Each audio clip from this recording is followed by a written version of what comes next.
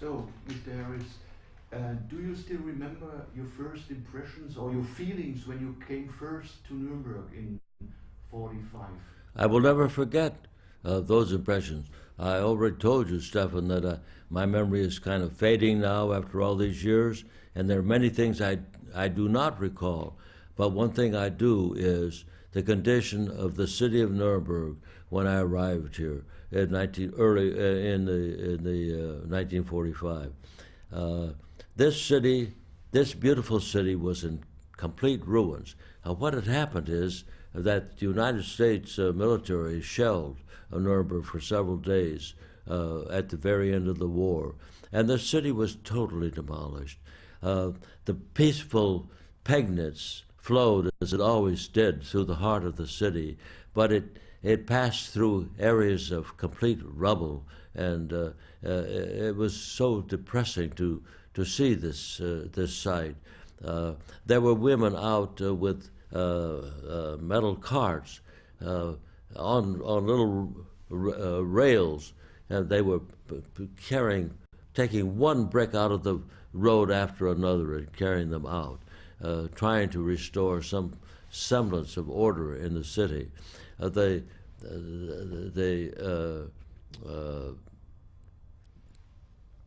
Palace of Justice was itself badly damaged. As a matter of fact, that was one of the contentions as to whether this trial should be held here or not, because a decision having been made that the top German officers who were responsible for the crimes of World War II would be tried, the question arose, where shall they be tried? Now, the Russians, Germany was divided into 4 zones, and the Russian zone embraced the city of Berlin. Of course, Berlin itself was divided into 4 sectors. We each had a sector. The Russians were very anxious to conduct this trial in Berlin, which is understandable. But Justice Jackson had some doubts about this, and he went up to visit General Clay. General Clay was our top military official administering Germany, occupied Germany for the United States. And he talked to Clay, and Clay said that possibly there was a facility in Nuremberg that might be used for this great coming trial. And he said there's a Palace of Justice down there. So Justice Jackson came over here to examine the conditions of the city, the environment, and most important of all, the Palace of Justice. How was this trial going to be conducted? It was going to be a very large trial with many witnesses, and we needed space and so forth. Well, he found that the Palace of Justice was very well suited for our purposes because it had on the top floor room 600, which was a very large courtroom. And not only that, but there was an adjoining room where the decision was made that the interconnecting wall would be removed, so that almost doubled the area, and at least it provided a very fine place for visitors who came and observers to see the trial. But the compelling factor was that in the basement there was more than adequate room to house and the accused persons who were being held for trial. And there was space for exercise and all. So this Palace of Justice was really the most suitable forum for conducting the trial. But remember I said that Nuremberg had been almost demolished as a city by Allied shelling. So the Palace of Justice was not spared. There were gaping holes in the walls. We looked right out into the open, from the little office that I had. There was a big area that was open to the air, and nevertheless, we were assigned to this space, and of course, work was being done to close these apertures as soon as possible, so that the trial could proceed in a proper manner. But that was a condition of Nuremberg in the Palace of Justice in early 1945, when the decision was made that this trial would be conducted in this great historic city. And it was really the reason, you think it was the reason, was this palace, and not only that Nuremberg was the city of the Reichsparteitag, a symbolic place for the Nazi system. It was no reason for that the trials was held here. No, that did not play a significant factor. The fact that the Nazi Party rallies were conducted here, the fact that of course, the decrees against the Jews were published in Nuremberg, a very significant matter, because that was going to be one of our principal charges against the Nazis of the crimes against humanity. But those factors didn't really play a part. We could handle that no matter where the trial was conducted, and bringing witnesses in and so forth. That was not a serious problem. The big thing was the Palace of Justice itself, and that Palace of Justice now stands, in my memory, in my mind, as a symbol of the just cause of this trial, ending this terrible war, and I think it's so significant that the city of Nuremberg now it's become a city of peace. It's a city of world law and understanding between nations, and it's one of the leading, as you of course know, cities in principle of Germany. And its reputation in this regard will, I think, remain forever. And you came here, when you came here the first time, you had been a soldier in war? Yes. Fighting against the Nazis. When the war started, I was practicing law in the city of Los Angeles, California. I was unmarried at the time, and I knew that I was going to be drafted. There's no doubt about that. So right away I sought to find a place in the military which would be the most advantageous, and I had an opportunity to be commissioned an ensign in the United States Navy.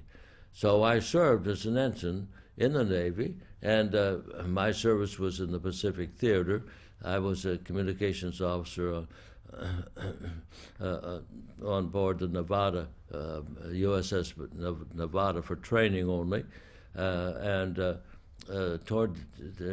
war drew to a close, the Navy transferred me to a new organization called the Office of Strategic Services, or OSS.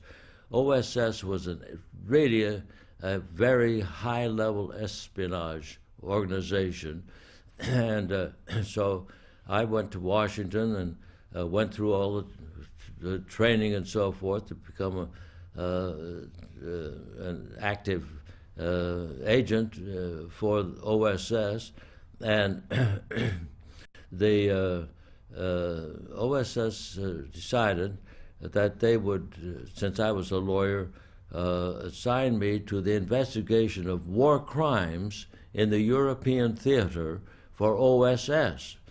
So that was fine with me, of course. So they flew me to London with suitable orders and all, and it was quite fun to fly across the Atlantic in those days. You didn't just hop from point to point. We had to go up to Greenwich, and then up to Newfoundland, and then down to the Azores, and then into London.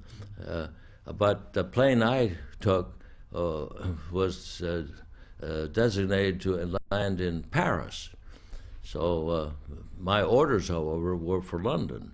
So, but you have to figure out what you do when you get there, and I wanted to get there as soon as possible. Well, when we flew over Paris, I don't want to take up a lot of time here with this story. Is it all right? Yeah, sure. Okay. There was ground fog, And the pilot said, "We can't land here. Paris is really closed in, so we'll have to go over to Gatwick." Gatwick was the port of entry for London. So that was great, because there was another fellow on the plane with me, and we had orders, both of us, to go to London, you see. So we came into, landed at Gatwick, and suddenly the plane went up like this, and he said, "Gosh," he said, pilot said, we're running into a mountain here. I don't know what we're doing here. We can't see anything. We don't know what we're doing." So he said, "The only thing that I can figure is that..." You must look at him, at Stefan. What? Look at me, Yeah, please. look at Stefan. You have to look at Stefan. Look at me, please. What? Look at me, please. Oh, look at you, yes. Well, you're much more handsome than these fellows. Now, you don't have to put that on the tape. Anyway, so we took off into the sky, and he said, "We'll just go up to Gatwick and land in Scotland." But we were running out of gasoline. So the Scots put some boats out in the estuary where we were coming in case we had to make an emergency landing. But fortunately, we had enough gasoline to reach Gatwick,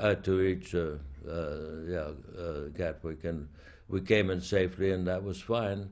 The only thing was, the orders for the captain for our plane were to land in Paris. Meanwhile, I had made contact with this other fellow.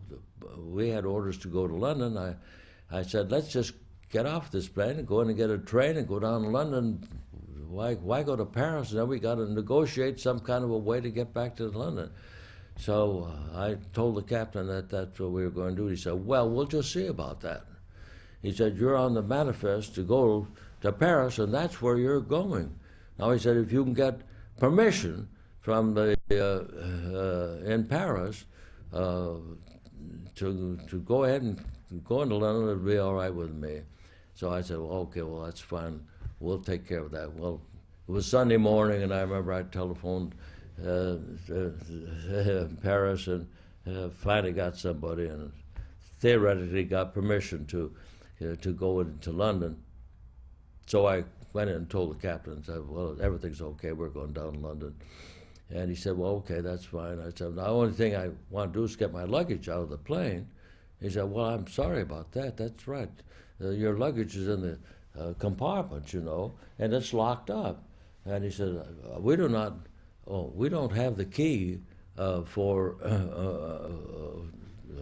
the key's in Paris to get into the compartment.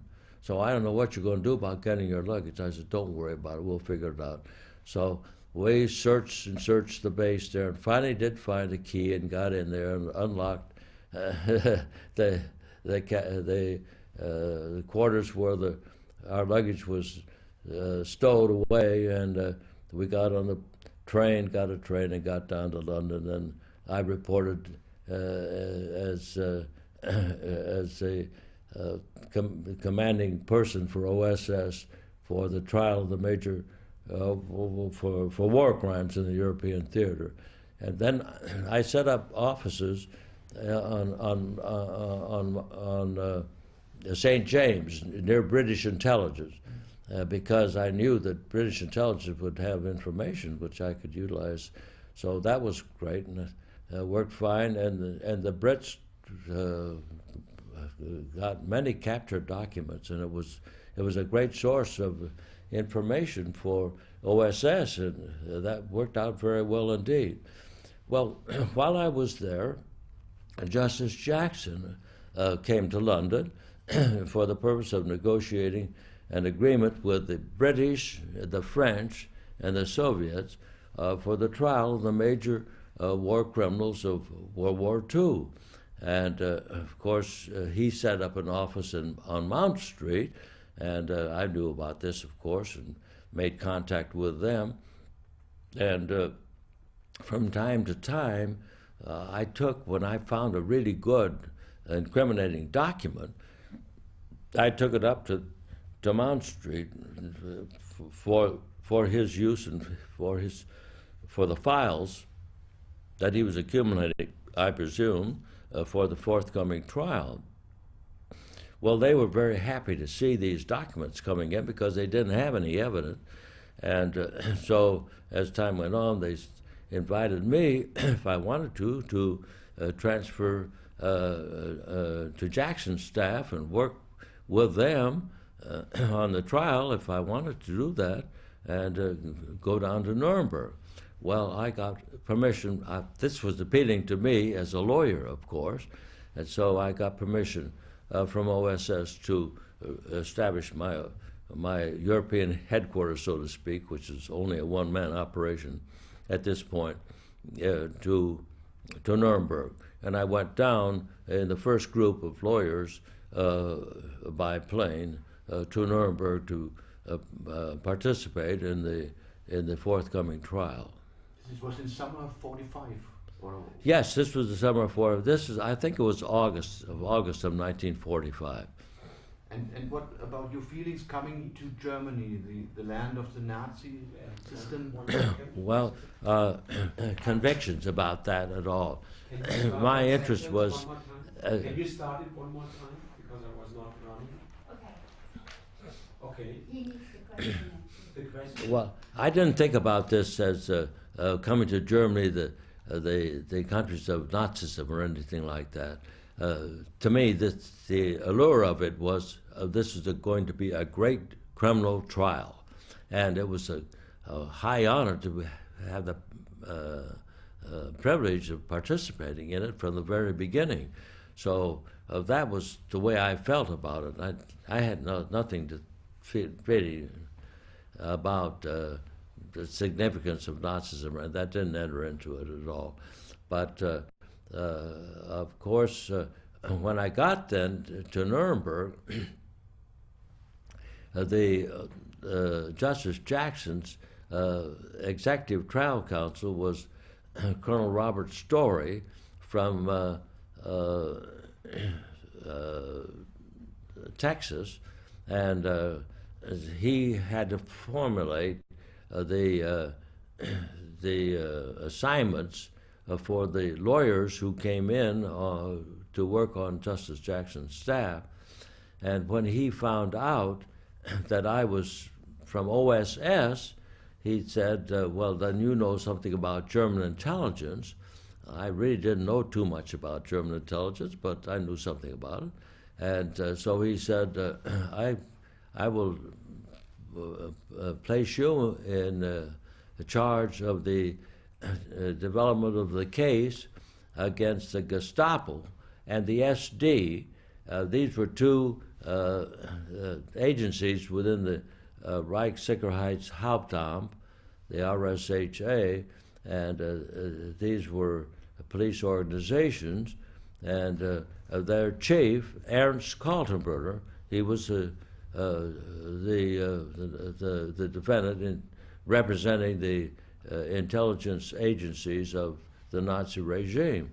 So just by accident, this very important and significant segment of the lawsuit fell under my responsibility. And he told me my assignment was to prepare the case, write the briefs.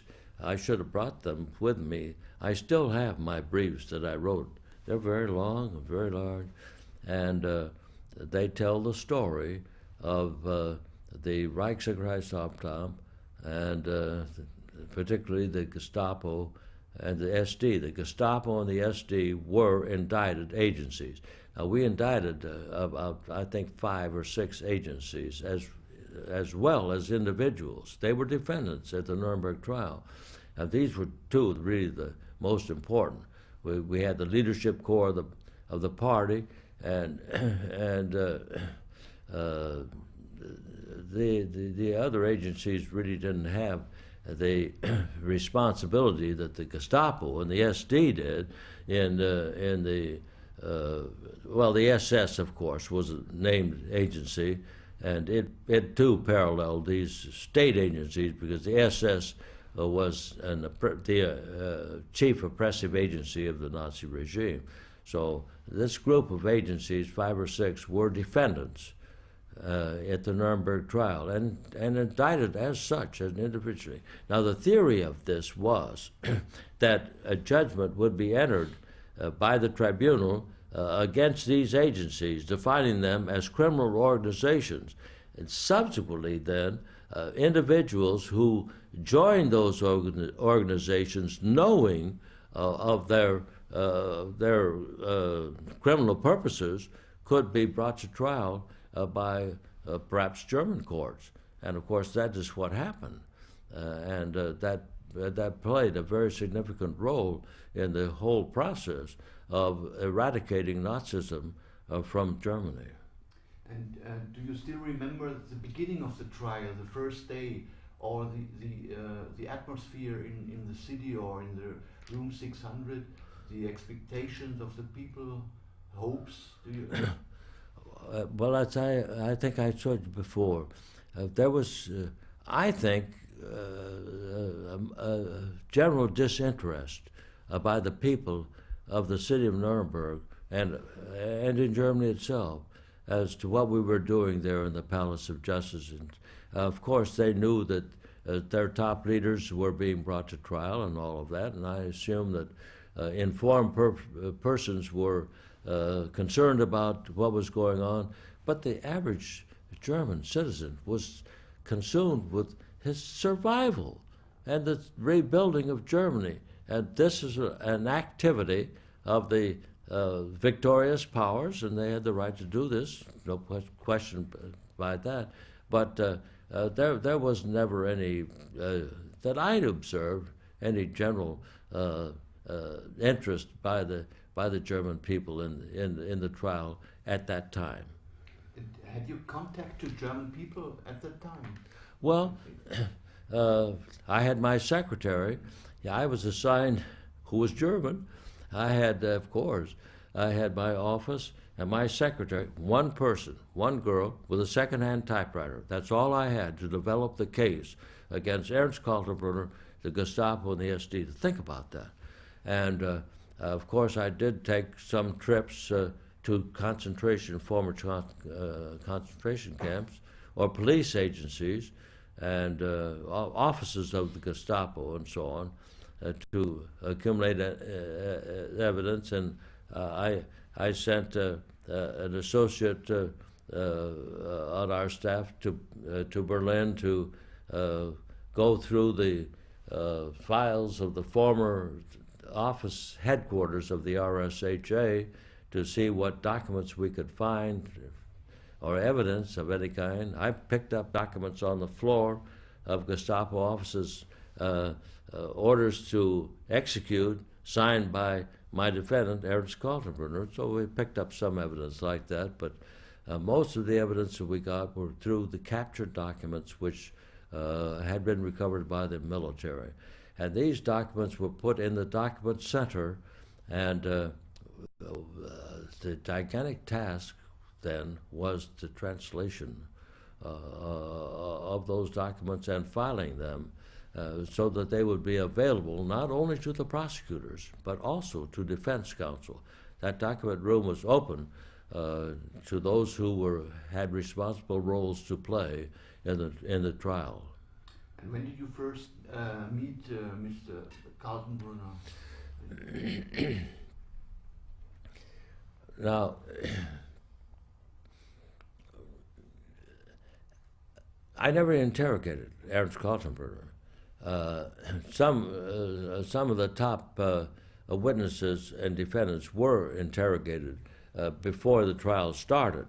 But once the trial started, they were in the hands of their own lawyers. We had no right to go in and ask that they be submitted for examination. They were on trial for their lives, and they had their own representation, and this was a lawsuit. And so we had to produce our evidence outside of any confessions that they might make. So I do not recall at this time actually talking to Kaltenbrunner at any time, except in the presence of his lawyer, Kaufman, and even then, nothing was discussed, as I recall, of any significance with respect to the crimes for which we had instituted charges against him. But you saw him during the trial. Oh, of course. They all sat there on, in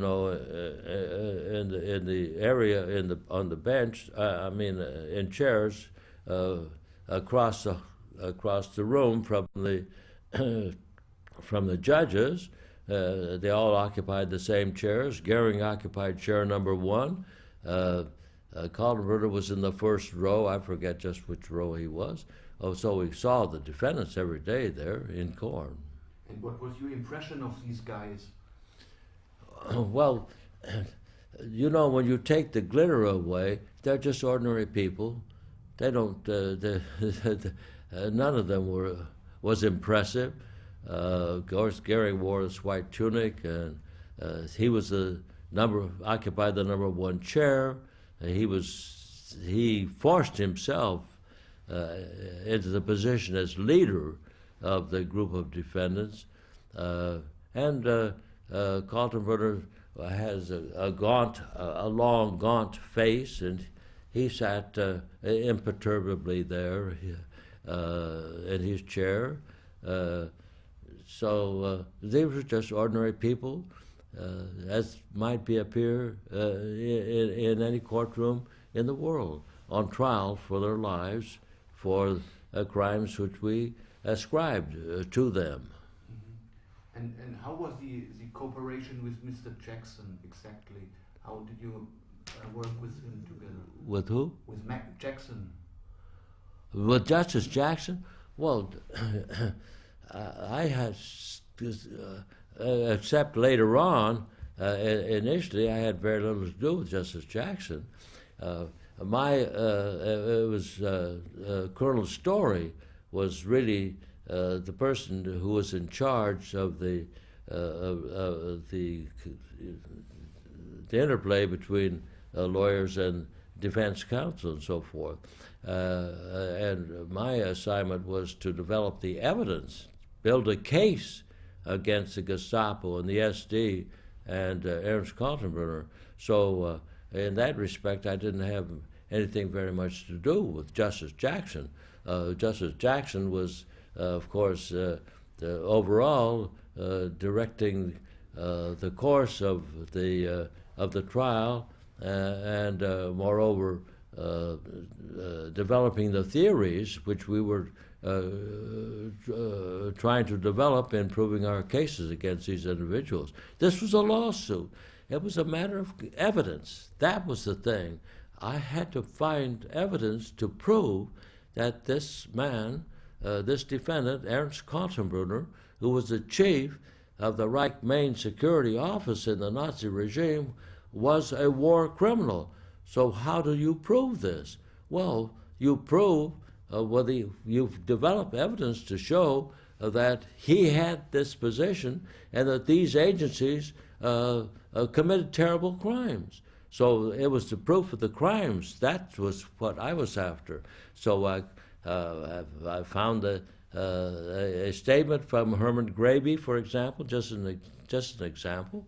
I don't know who collected it, but it was a statement that he was the head of a construction company in the Ukraine, and in this capacity, he observed a mass execution, and by the SS, and this execution took place. Was it in Glowitz? I forget. Anyway, he actually observed this killing of some thousands of individuals in a mass grave. They were brought in. These were all Jews, of course. They had the yellow star, and he observed without challenge, apparently, the actual killing of these people, and they're walking into these graves and forced to lie down and being shot in the back of the neck. terrible crime. This was the type of evidence that I was searching for, and of course, when I got the affidavit of Herman Gravy, it was a coup. It was a very significant piece of evidence to show how these terrible crimes took place in the East by the Gestapo, and the Gestapo was my defendant in the SD. So this is the type. This was the function of the lawyer, but I wasn't on the policy level at all during the course of the Nuremberg trial. Except later on, I had some responsibilities. 1 second, we change.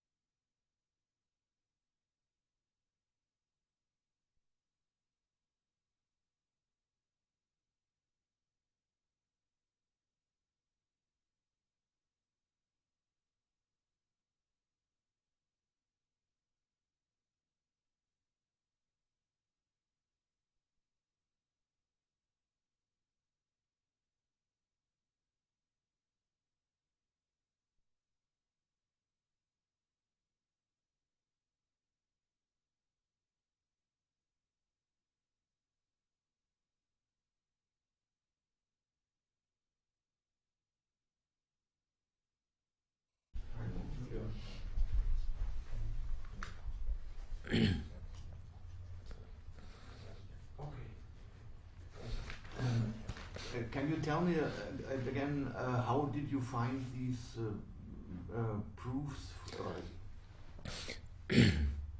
Well, just show you how difficult it was. Very early on, I learned that the British intelligence had taken captive a man by the name of Otto Ollendorf. Now, this man was the chief of Einsatzgruppe D, Einsatzgruppe 3 of the RSHA, the organization of the Reichssicherheitshauptamt, which was the top espionage agency of the Nazi regime, embraced 6 different offices.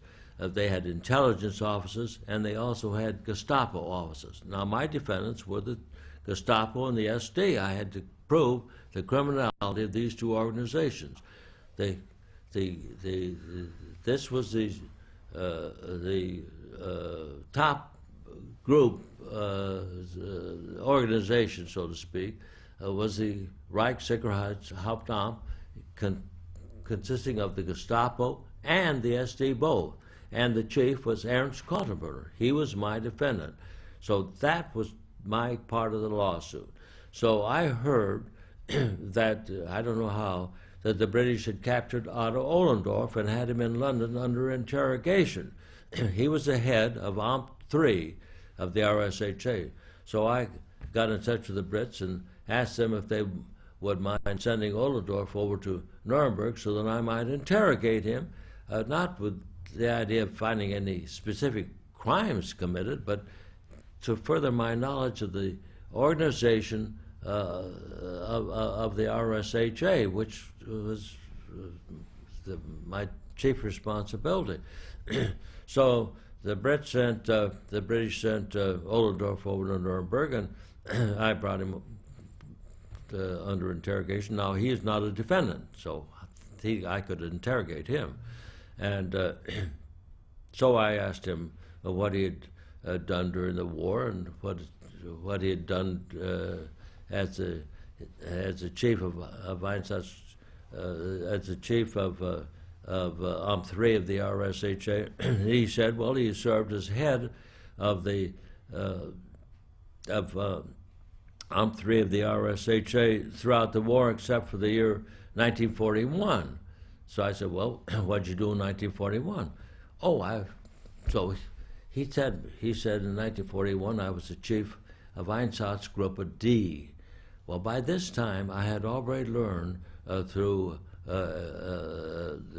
examining of the captured documents that these Einsatzgruppe had, as a matter of fact, I've found a letter which was written by a man by the name of Becker, in which Becker said that he had served as an Einsatz in an Einsatz group, and they used vans in which victims were poisoned to death, and it described the operation of these vans and showed who manufactured them by the Gestapo.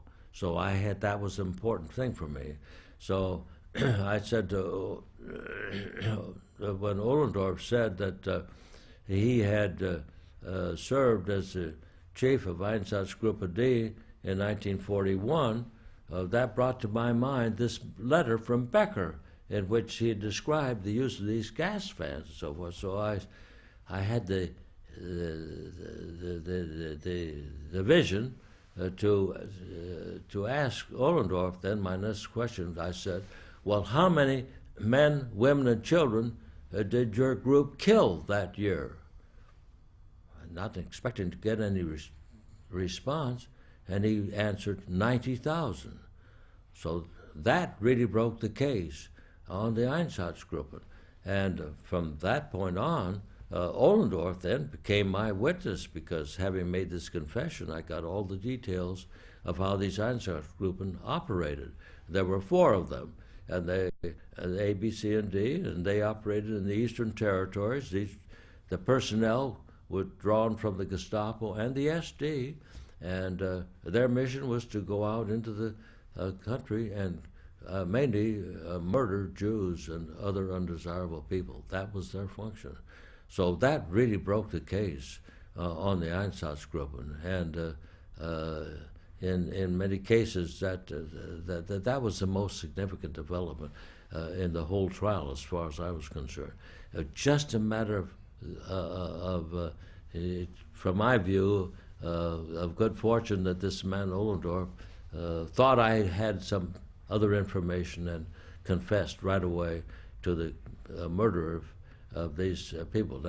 Then, from then on, of course, we had the confession. No other people could deny what he said, and we were able to prove that they murdered about 2 million Jews. The Einsatzgruppen did.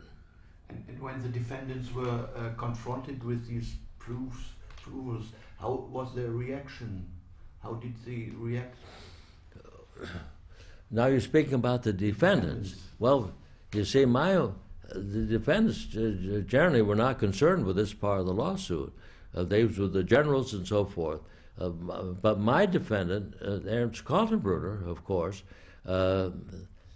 he knew very well then that I had developed this evidence, and he was really not in a position to deny what had happened. But it was a question of developing the evidence against Kaltenbrunner. But I prepared long briefs here on the Gestapo and the SD and Ernst Kaltenbrunner, and put all these facts down there. And then I presented the first case at the Nuremberg trial against an individual. That was Ernst Kaltenbrunner. And so I wrote my brief and so forth, submitted it to the tribunal, and in that brief set forth the facts which had been developed in these interrogations and from other sources. And so that told the story in that brief of the formation of these Einsatzgruppen. These were units of the Gestapo and the SD, and that was their mission, to murder these undesirable people. And what was the most impressing or most moving moment for you during the trial? Well, I can tell you that very quickly. Well, I would say there were two things. Later on in the trial, now we knew, I was able to develop the fact that there were these concentration camps that were established, and that in some of these murders were committed against Jews, and other people were killed, or apparently they were killed and so forth. So, and I also had understood from documents and so forth that we found that one of the worst of these camps was Auschwitz concentration camp. And Auschwitz was a camp established in Poland that was the German name for it. I now can't remember what the Polish name was. Gleiwitz, I think it was. Maybe I'm wrong. Anyway, so this was reputed to have been a very terrible place where inmates people were brought into the camp from throughout Europe and murdered in the camp. So the commandant of that camp was a man by the name of Rudolf Hirsch, and he had been assigned that responsibility by Himmler. So this camp had, among us, a reputation of being a very bad place, but we were never able to find the commandant.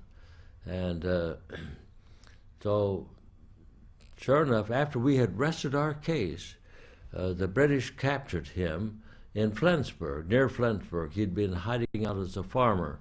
So I immediately got in touch with the British and asked them if they would send this man, Rudolf Hirsch, to Nuremberg so that I might interrogate him to see what evidence I could develop from him for our trial, even though we had rested our case.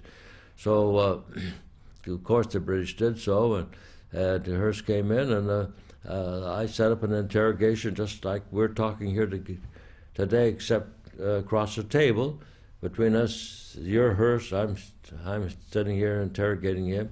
I had, of course, personnel to take down his testimony and so forth, and an officer available to take his affidavit if it got that far. And so I went into this whole thing with Rudolf Hearst, and I asked him how he was transferred from Sachsenhausen and given his orders to build this camp in Auschwitz, which was Gleiwitz. It was the German name for it. And he told me that and so forth. And of course I went in to the full story of the development of this dreadful camp at Auschwitz, and I, at the appropriate moment, I said asked Hearst. I said, "Well, okay, now how many men, women, and children were murdered at Auschwitz?" And I'm not going into the details of how this was done. That was all developed, of course, in my trial briefs, which I submitted to the tribunal. And Hearst said 4 million. Did he say 4 million? 2.5 million. 2.5 million people had been killed, had been murdered at Auschwitz concentration camp. These were, of course, mainly Jews, which were brought in from throughout Europe to this terrible, terrible place. So the question, we had rested our case. The defendants had their case on. So how to get this evidence into the record? The only way to get it in would have been to petition the tribunal and to ask the Lord Lawrence if we might put in this additional, very significant piece of evidence. This would be commonly done in American courts. But I had no confidence that Judge Lawrence would do this, because they were very anxious to complete this case. And I'm not at all sure that he would have allowed us to reopen the plaintiff's case to put in this terrible evidence. So it was a serious problem, really. Well, as it happened, I told you, I think, that my defendant, Ernst Kaltenbrunner, was in charge of this whole operation for the RSHA. And his lawyer was a man by the name of Kaufman. And so Kaufman, of course, knew everything that was going on. I mean, I turned Hearst over to Kaufman, so he interrogated Kaufman. He knew what's going on. And he found out by talking to Kaufman, by talking to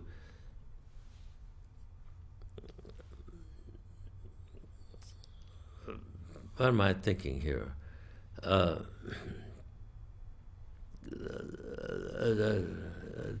talk in a tip by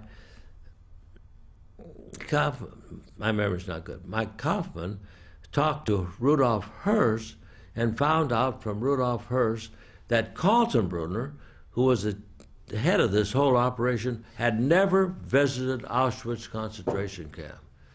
Now, this was Kaltenbrunner's defense in this lawsuit. He said, yes, he said, I was in charge of the RSHA, but I had nothing to do with the extermination of Jews or other people. That part was left entirely to Mueller, who was head of the Gestapo. I had nothing to do with that. He dealt directly with Himmler on that. He said, I was in charge really of the organization and the espionage part of it, but I didn't have anything to do with that. So when Kaufman heard that Hearst would testify that Kaltenbrunner had never once visited Auschwitz concentration camp, he concluded that this supported Kaltenbrunner's defense. Because if this is the biggest concentration camp, the biggest murder mart in the Nazi regime, certainly the chief of it should have visited at least one time. So what happened was that Kaufmann called Ernst Kaltenbrunner as a witness for the defense. And that's the way we got this terrible story of Auschwitz into the record. We might never have got it in otherwise. So that was a very, very dramatic development and a very fortunate event as far as I was concerned, because this proved, the principal part of my lawsuit. And what was Höss like as a person? Höss was a very plain person. He was a man you think of him as a grocery clerk, for example. A very plain, unassuming, at least in my interrogation with him. Now, when he visited the various areas of his camp, I don't know, he was probably more severe. But he was just a plain, ordinary guy. And from his story, this was his war duty. Here, Heinrich Himmler is right next to Adolf Hitler. And when Heinrich Himmler told him that this was his war duty, what was he to do but to carry it out? And he said, I just did so at the best of my ability.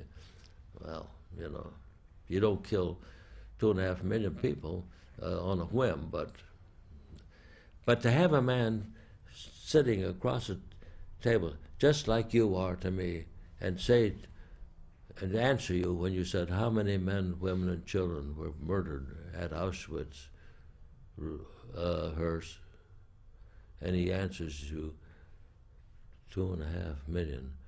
That's something that will live in your mind forever, of course. And what was your reaction at that moment? See, I'm a lawyer. When I heard that, that's a fact. I knew this was a terrible fact.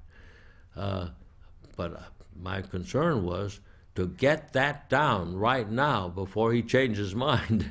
So I immediately saw to it that an affidavit was prepared right then and there, and I had her sign his name to that affidavit, swearing under oath. Now later on, Höss was brought to trial by the Poles, and in that trial, he disavowed this number of 2.5 million. He said, I think that number was too high. They had no record of the number of people killed. When people came in from the trains and were assigned to be taken to the gas chambers, they didn't make a record of those. Only those that came to the camp and signed into the camp and were subsequently killed, we had records of them. But those that just brought in, and mostly men, women, and children, were taken directly to these gas chambers, and they were gassed. There were no records, so they didn't. There's no authentic source, as far as I know, of the number of persons that were murdered at Auschwitz concentration camp. We can't count them by their names. There's no record. But anyway, that was his estimate of 2.5 million. Well, in his trial in Poland, he disavowed this number. He said even Auschwitz did not have that capability. He said that figure was too high. He said that figure was given to me by Eichmann. Now, Eichmann was the man who was responsible for rounding up the Jews and other unwanted people and arranging the trains and all of that and bringing them to Auschwitz where they were killed. And he said that was Eichmann's figure. He said, I think that's too high. Well, so maybe it is too high. The Soviets claim it was 4.5 million. So I don't know, but it was a tremendous number in any case, and it's absolutely beyond any challenge, and nobody ever has challenged the fact that Auschwitz established as a center for murder of the most terrible degree in the whole history of the world, and we have that record now, and that record is in the Nuremberg trial. Now, when Hirsch was testifying as a witness, what's his name? Chief of interrogation went through this whole thing and asked him, and he repeated in court the same things which he had told me. So this is testimony which will survive in history of the terrible misdeeds of man committed against his fellow man. Have you been in Auschwitz yourself? Yes, sure, I've been there. Yes, I observed. Now some of the